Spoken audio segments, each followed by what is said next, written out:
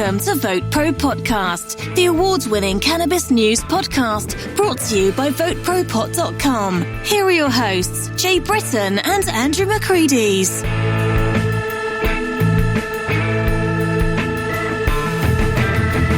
Welcome to another episode of VoteProPot-Cast. Hi, this is Andrew McCreadys alongside Jay Britton. Today's a very special guest is a pioneering cannabis entrepreneur, activist, author, and on-screen personality, and all-around nice guy. He co-founded several iconic cannabis businesses and organizations, including Harborside Dispensaries in Oakland, California, one of the first dispensaries licensed in the United States, Steep Hill Laboratories, the first dedicated cannabis laboratory, ArcView Group, the first cannabis investment firm, and the National Cannabis Industry Association, the industry's first trade association. Most recently, he co-founded the Last Prisoner Project, a nonprofit vowing to get every last cannabis prisoner out of jail. We're thrilled to have him with us today, the father of legal cannabis. Please welcome Steve DeAngelo. Thanks so much for having me. Great to be here. Okay, Steve, I noticed that you use the word cannabis a lot. How do you feel about the slang terms? Because a lot of people seem to be critical of that. Slang terms for cannabis? Well, look, I use the word cannabis because I'm a public figure, and I think that part of what I'm trying to do is take the misinformation and the stigma and the propaganda out of the public dialogue around cannabis. I think that you know, there are a lot of different names for cannabis. One reason for that is that we've had to speak in code to each other. Because it's been illegal for so long. And so people have come up with a lot of very clever ways of disguising what they're talking about. And one of the interpretations of the source of the term marijuana is that it was actually one of these codes, that what happened was that cannabis came to Mexico with the conquistadors, but was appropriated by the native curanderos, who then adopted it into their system of healing medicines. And when the church in Mexico found out about this, they banned it. And at that time, the name that the curanderos had for cannabis was Pipil Zintlis. It's a really cool name. It translates to noble little lords in English. But they couldn't use that name anymore because the church was hip to it, right? So one of the theories, and nobody really knows whether this is true, is that marijuana means Juana, stuff of Maria, Mary's stuff. And, of course, it'd be a lot more acceptable to talk about Mary's stuff than it would be the noble little lords in the context of an oppressive Catholic church. So I'm of two minds, right? On the one hand, I think that a lot of loaded terminology has been used, that the word marijuana was used by Harry Anslinger and other prohibitionists to demonize cannabis and people who use cannabis and make them seem foreign and alien. On the other hand, I celebrate the endless creativity of cannabis culture and the different ways that we've been able to keep our identity alive over all of these decades and in some cases centuries of repression. We have people that call in a lot and write us, and I mean, some of them get really angry if we use any term other than cannabis. That's why we were kind of wondering. One of the lessons that the cannabis plant teaches us is to be flexible, right? And to do what works, not get too hung up on it. So I try not to get hung up on it. All I ask is that all of us who care about the plant think carefully about the words that we do use and the context in which we use them. And so, you know, if you're appearing in front of a city council or you're on a news interview, cannabis might be the more appropriate term to use. You're at a party and you're hanging out with friends, or you're stretching out on a humorous podcast, then, you know, there's dozens of other words for cannabis that could be equally appropriate. I think it's largely a matter of intent and context. You grew up as an activist and became a very successful entrepreneur, which is kind of unusual, that combination. And speaking first of your activism, in 1998, you spearheaded efforts to legalize cannabis right here in D.C. with Initiative 59, I believe it was. Yeah, that's what is your connection to D.C.? Because we're all here in D.C., of course. Well, my connection is that it was the D.C. area, with the exception of numerous foreign sojourns, was where I grew up and where I spent my career until I was into my mid-40s. In fact, the reason that I left D.C. was that Initiative 59 was really just the culmination of about 25 years of activist work on my part. And we won that election. It was from our point of view, a hard-fought campaign. We carried it with 69% of the votes. We carried every single precinct in D.C., and as you guys know, that's a rare event in any election. Any election, yeah. Any election in D.C., because unfortunately, we, still in D.C. to this day are a racially divided city. We actually had to sue the District of Columbia government in order to get them to count the vote on that initiative after Congress threatened to cut off all funds to D.C. If they implemented the initiative. So despite, what we viewed, and at that time was, the largest margin of victory for any cannabis initiative anywhere, it took 12 years before there were significant changes in Congress and in the D.C. Government before it could be implemented. So, I thought that was a kind of poor reward for 2+ decades of activism, and I had been involved in Prop 215 tangentially in California and was aware of what was going on. So I made the decision to leave D.C. and come to California, which I saw as more fertile grounds. So were you raised in D.C. proper or outside of D.C. or in the suburbs? It was in the suburbs until I was old enough to make up my own mind about where I wanted to live. So, variously, my family lived in PG County, Silver Spring. Wow, okay. That's our stomping grounds, brother. Culture, it was like Shaw and Adams Morgan and Mount Pleasant. Sure. Yeah, so that's my stomping grounds. And the truth about my career is that really becoming a activist and an entrepreneur were happened in the same moment for me, which was basically immediately after I was introduced to the plant.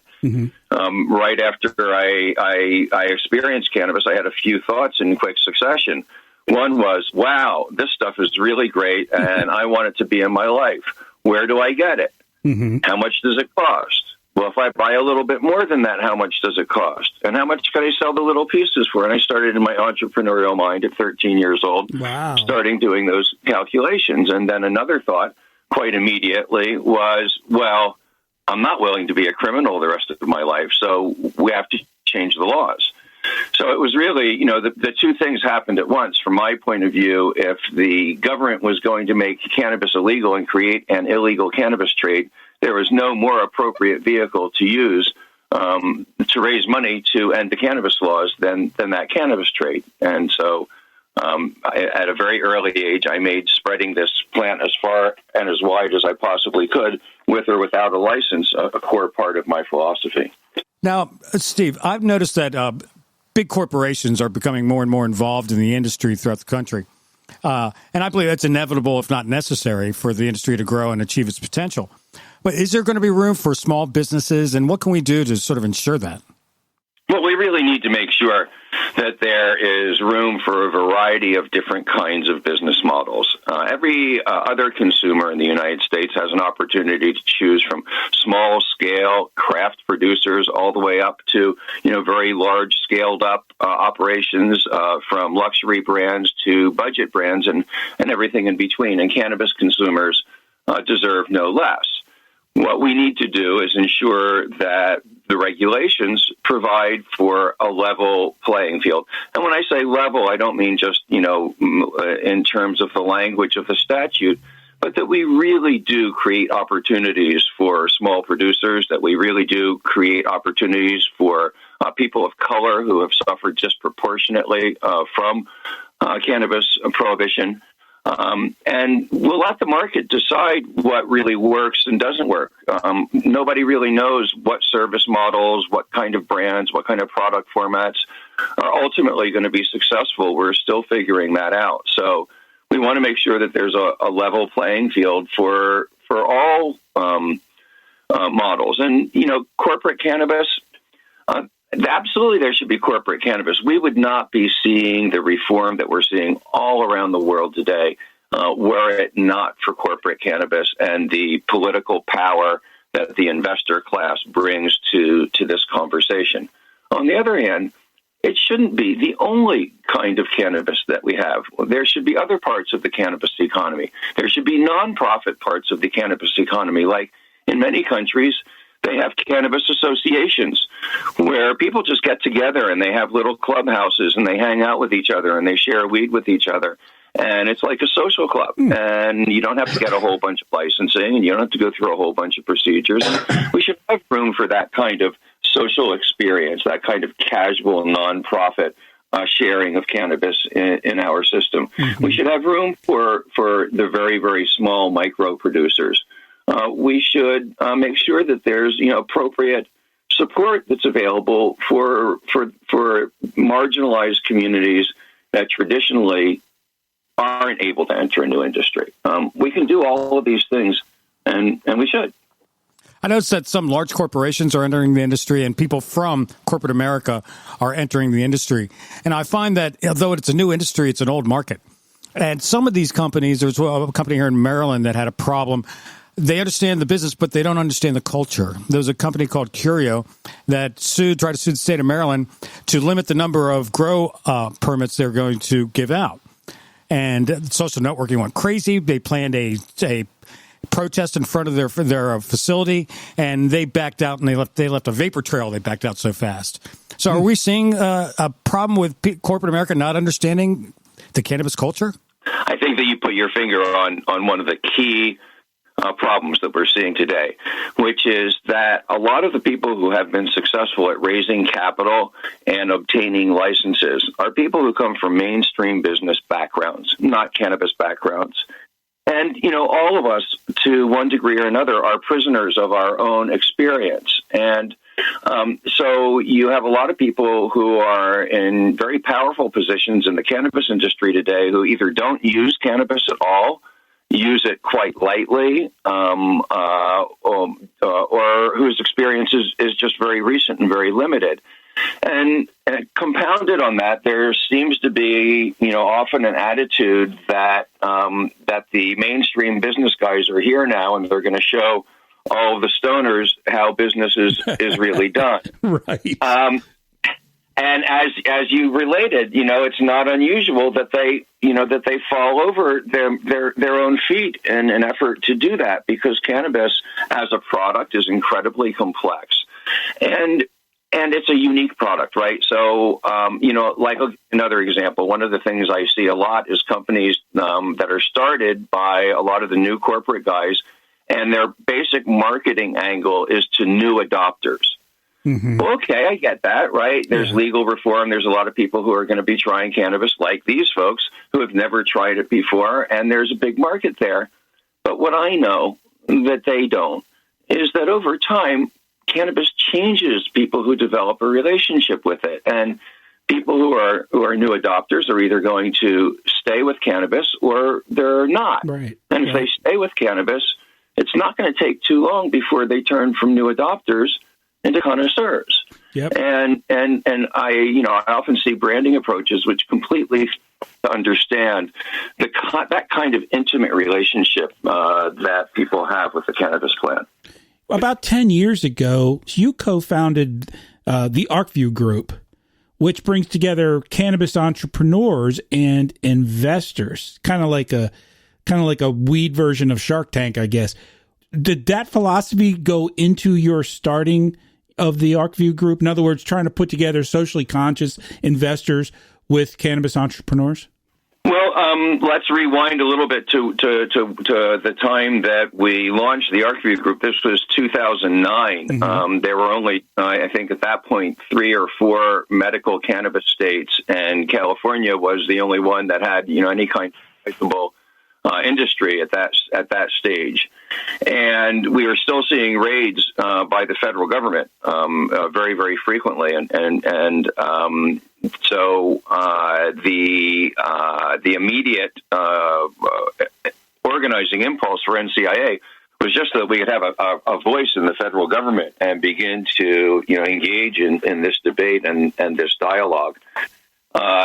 It was formed, the organization was formed by people like myself, Troy Dayton, Aaron Smith. Mm-hmm. All of us came out of an activist background, not out of a professional background. There was not really a professional cannabis industry for us to come out of then.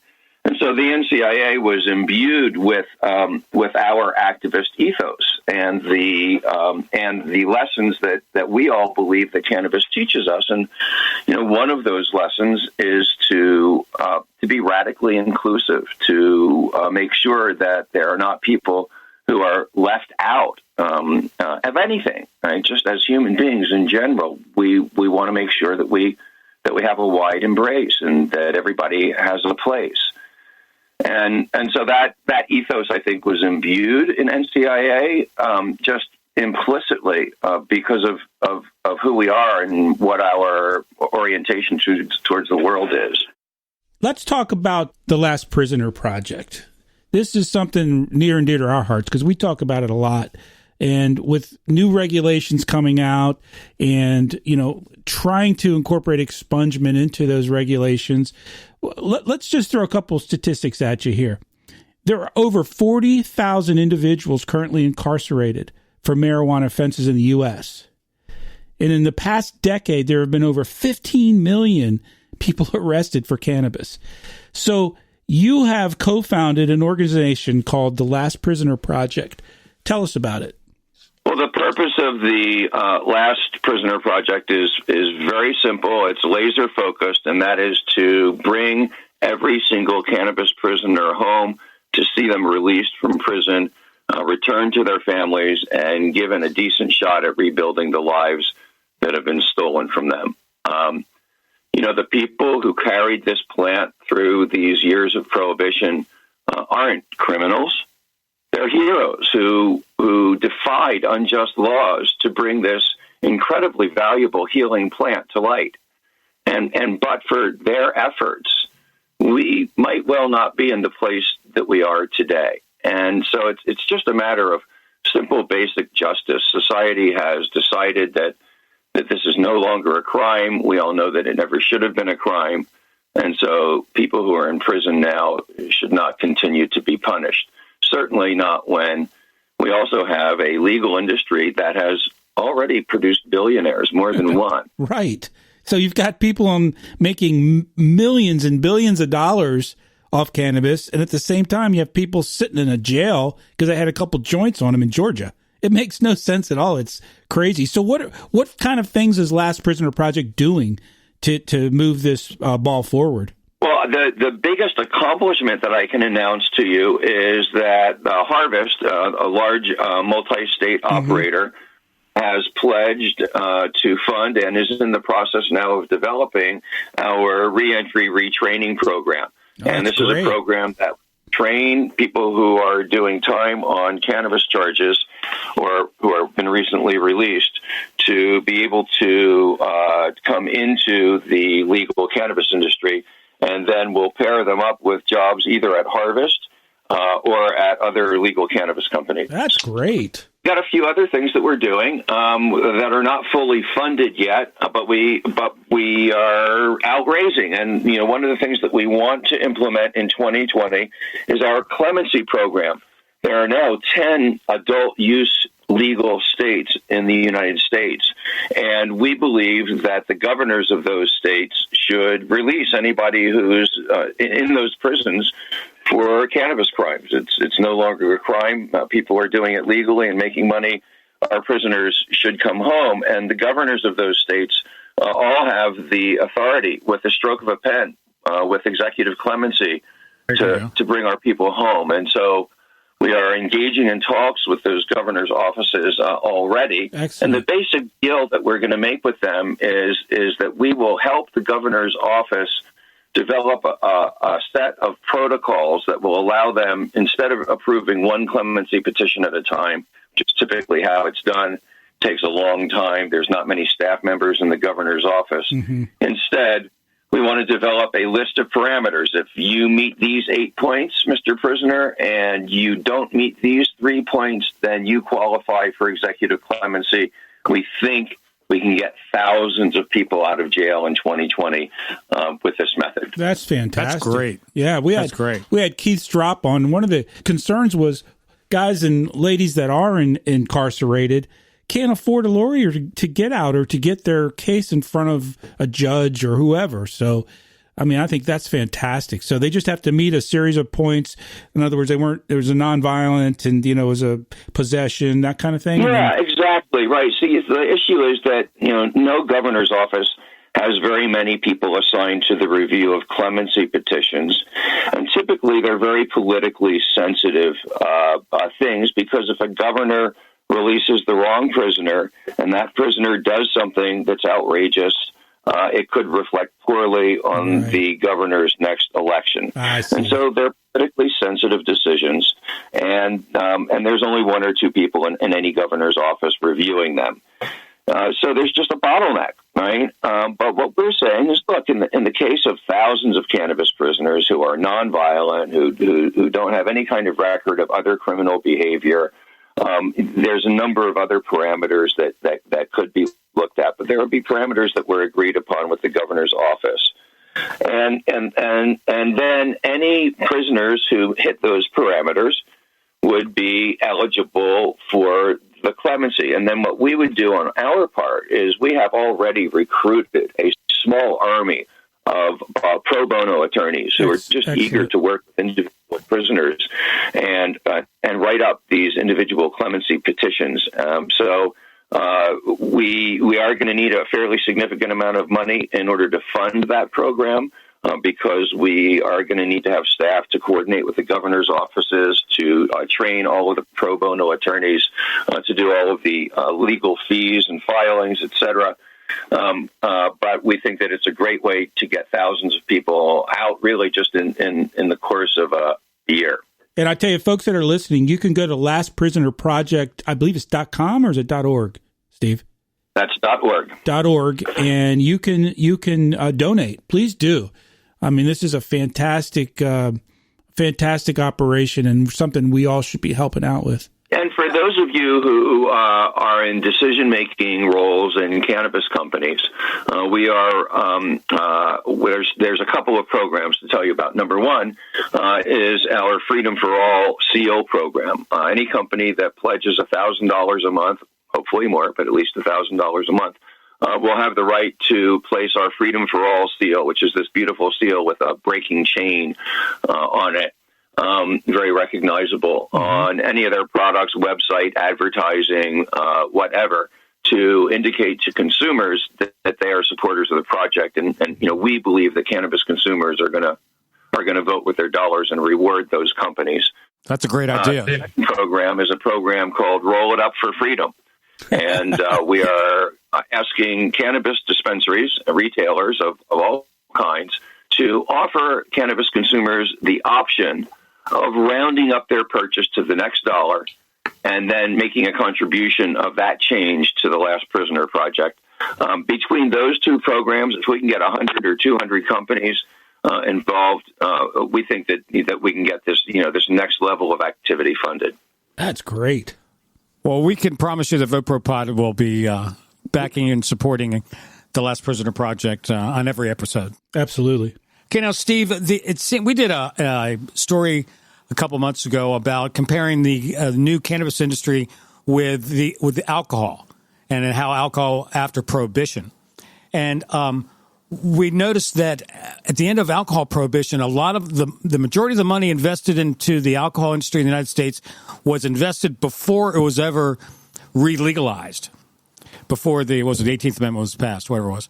And so I'm thinking, since the United States has been dragging its feet and all other countries have been moving on, is America going to get left? I sort of think that we're getting left in the dust, and we're sort of missing out. When other countries are establishing international trade agreements, we're sitting on our hands. Are we getting left behind? Or can we make it up? Can we, if once they take it off Schedule 1, will we be able to catch up with everyone else?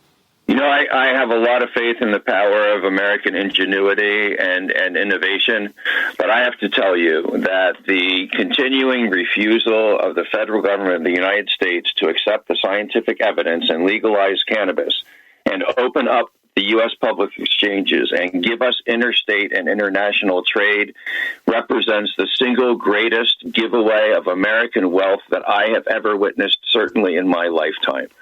We are talking not about billions of dollars.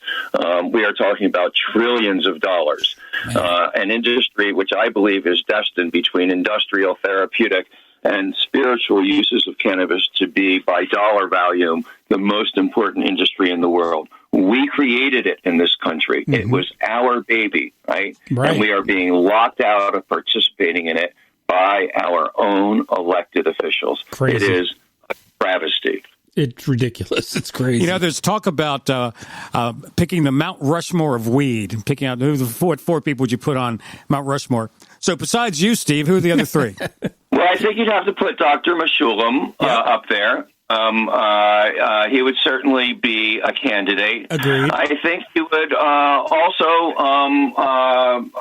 need to think about some of the really brilliant geneticists like Neville Shoemaker, right? Neville, not many people know Neville's name, but Neville was really the first guy to travel around the world to gather together, a wide variety of different seeds and open a seed bank and start selling those seeds all over the world and launch the cannabis genetics revolution, which has now swept the globe. So, though he is little known, I think that you would probably want Neville to be up there.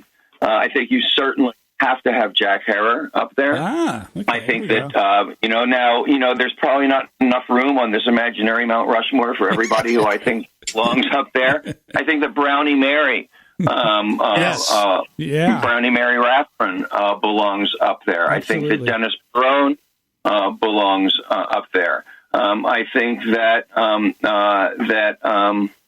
that John Sinclair belongs up there. A lot of people that can go up on that mountain, man. I mean, I've gotten a lot of attention, and I'm ever grateful for that because I spent most of my career being ignored or laughed at. So I really value audience. But the truth is that it took an army of thousands to get us here, and their names are never going to be known. But it was people who really literally risked their lives. I mean, I can't tell you how many times traveling around the country on hemp tour, we were in like old vans that were falling apart and right. And like, somebody would come up to us, like a local grower would come up to us. And not only would they like lay $3 or $4 grand on us, they would invite us home, like even to their grow and stuff. Right. I mean, and so, like, there's a lot of small heroic acts that it took to get us to the place that we are today. Exactly right. You mentioned the cannabis genes and the DNA of cannabis. Over the last couple decades, so many growers have been developing strains that are high in THC, and they sort of maybe lost some of the other compounds, not knowing what they were doing. Has that had a permanent effect on the gene pool of cannabis? No, we'll get it all back.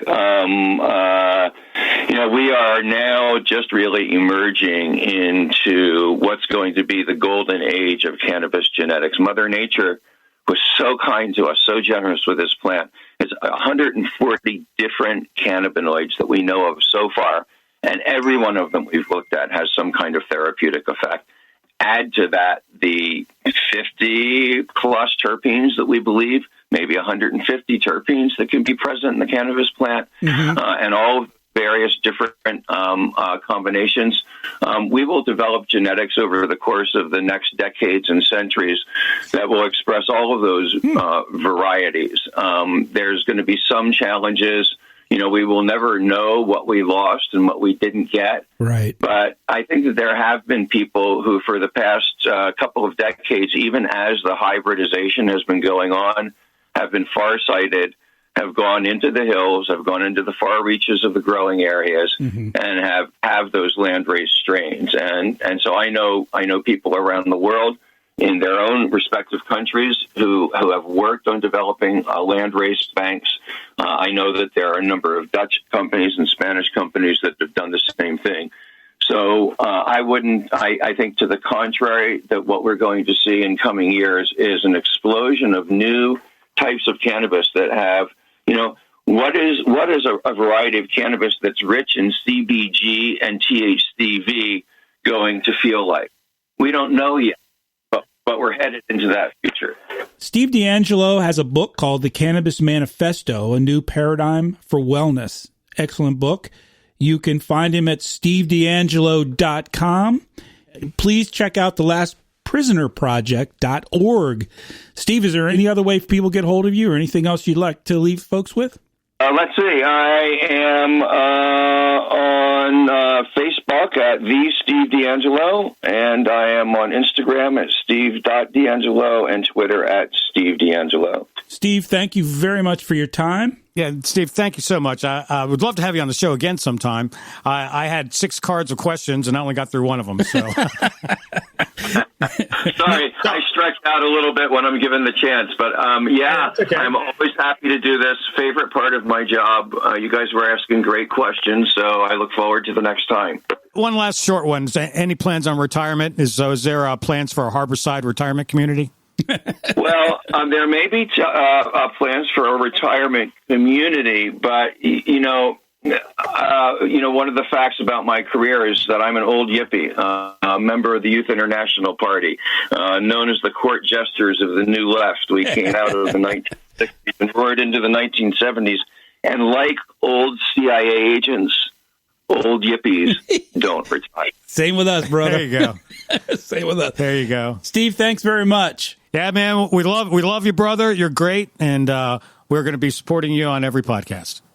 We appreciate it very much. Be well, guys.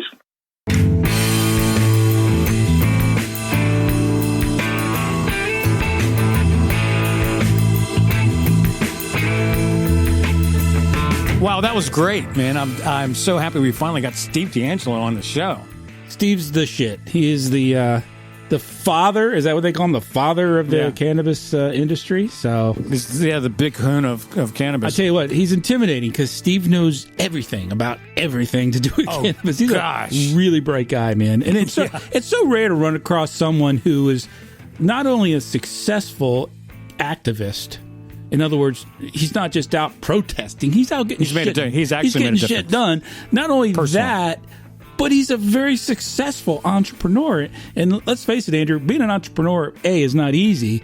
B, it's extra hard in the cannabis industry. So this guy, this guy's and one thing you got to say for him, and so many people in the industry, once they get involved and busy in their businesses, they tend to only advocate for the banking, stuff that's going to help them in their business. Stuff's going to help. Yeah, they sort of lose. Lose sight of they don't lose sight of it, but they don't concentrate as much time on the social issues. So true. But Steve, man, gosh, he doubles down on the social issues. He does. He cares about people in prison who shouldn't be. He cares about people who need medicine who can't get it. He cares about people trying to start businesses in areas that have been hardest hit by the drug the drug wars, let's call it. He cares about people, man, and he cares about people who are involved in this industry. So right on, brother. And he cared enough to get on a podcast with two knuckleheads. Yeah, man. Hey, Phil missed a good one. Phil had a gig tonight or something, I think so. Oh no, he had band practice. He has a gig this weekend, and I guess they got to practice. He's new to the band. I think he's played a couple gigs, but I don't think he's ever been to a practice. I thought what was interesting is Steve is from our stomping grounds, man. Silver Spring, and I grew up in Wheaton and Rockville, and here, right. So we grew up in the same neighborhood. I'm sure our paths crossed back in the 70s. I'm sure we're the same age, so yeah. Right, and he stuck around for, he was in his 40s when he moved. Yeah, so. He went to college at the University of Maryland, so. Anyway, we hope you enjoyed this interview. It was a lot of fun to do, and we're going to have a lot more interviews coming up in 2020. We're going to do a lot more political stuff. Right, Andrew? Absolutely. We're going to get ready for the primaries. We're going to be singling out some states. And also in the future, we're going to be concentrating on a few individual states. Like, for example, Virginia. We're going to sort of double down because, Jay's family's from Virginia. And I live here. I live in Northern Virginia, just outside of D.C. So thank you very much for listening to this very special episode with Steve DeAngelo. You can reach us at VoteProPot.com.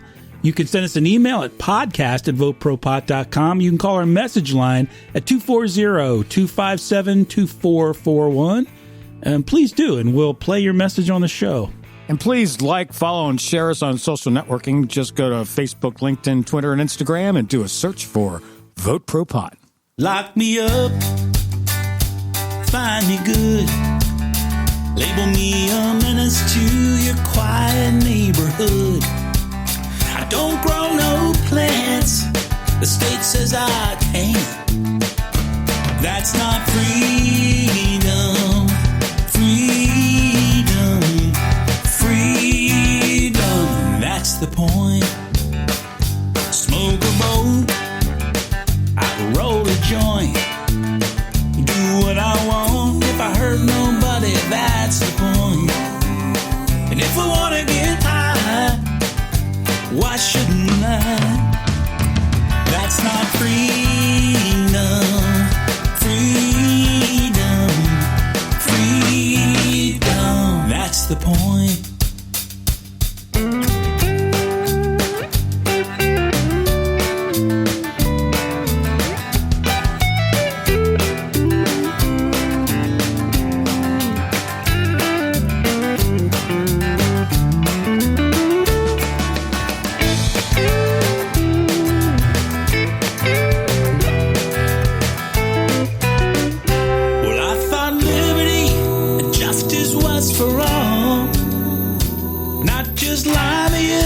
And lawyers in D.C. They don't listen to the people, but they decide what's best for you and me. Smoke a bowl or roll a joint, do what you want. If it hurts nobody, that's the point. So let's get high, yeah, you and I. It's called freedom, freedom, freedom. It's called freedom, freedom, freedom. Oh yeah, that's the point.